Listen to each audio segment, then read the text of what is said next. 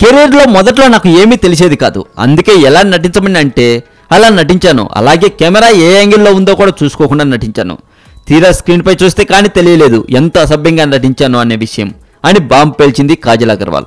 అయితే మొదట్లో నాకు అంతగా తెలిసేది కాదు కాబట్టి అలా అసభ్యంగా నటించాను. కానీ ఇప్పుడు నాకు అవసరం లేదు.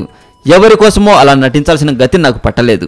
నాకు ఓకే అనుకుంటేనే చేస్తాను, లేదంటే లేదు అని అంటుందట కాజల్ అగర్వాల్. అయితే ఈ మధ్య హీరోయిన్లకు ఎదురవుతున్న సమస్యలను ప్రస్తావిస్తూ నాకు అలాంటి చేదు అనుభవాలు ఎదురు కాలేదు, నన్ను ఎవరు బెడ్ మీదకి రమ్మని కోరలేదని, కానీ ఇతర హీరోయిన్లు మాత్రం అలా అడిగారని కొంతమంది చెప్పడం మాత్రం విన్నానని అంటుంది అని పలు ప్రైవేట్ వెబ్సైట్ వాళ్ళు రాస్తున్నారండి. ఇక మెగాస్టార్ చిరంజీవి గారి ఖైదీ నెంబర్ 150 సినిమాలో కాజల్ అగర్వాల్ నటించిన విషయం తెలిసిందే. ఆ సినిమా బంబర్ హిట్ కొట్టిన విషయం కూడా మనకు తెలిసిందే. మరి మరింత టాలీవుడ్ సమాచారం కోసం సబ్స్క్రైబ్ చేయండి టాలీవుడ్ సెంటర్.